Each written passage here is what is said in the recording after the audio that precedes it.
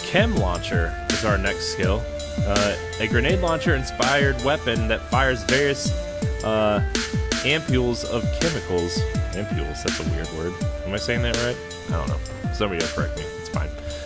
Chemicals in an arc. The chemicals disperse in a cloud on impact and linger to cause unique and devastating effects. When equipped, players can choose between 4 different chemical charges. The first one is the fire starter. The fire starter canister sends out flammable, near-invisible gas. These gas clouds can be ignited with any spark, bullet impacts, enemy firing their weapons inside the cloud, explosions, or even enemies running into them while on fire.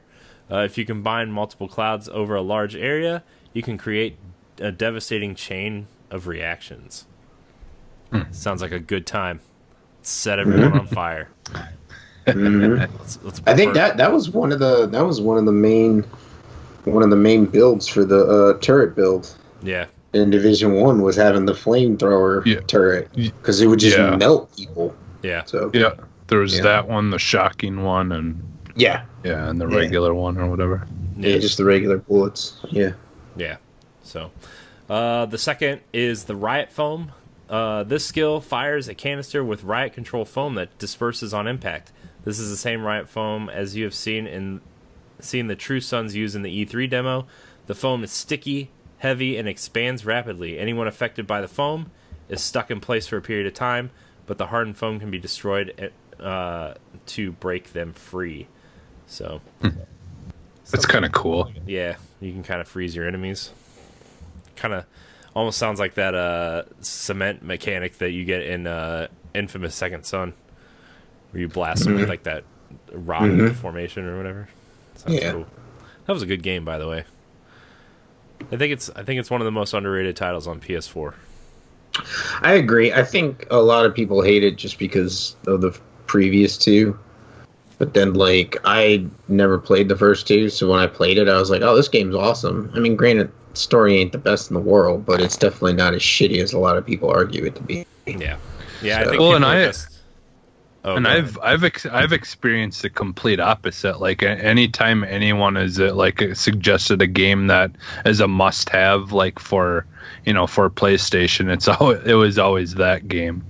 Yeah. Like I don't know. Just a lot of people have, and that was during the time too, because there was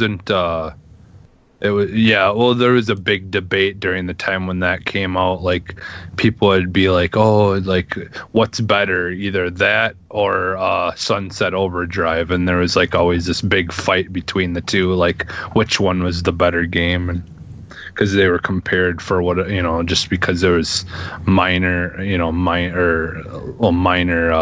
similarities to them, but just the way you moved around. They are both great games. Yeah. Which is fine, because that means PlayStation has their kind of game like that you can play, and Xbox had their kind of game like that you could play.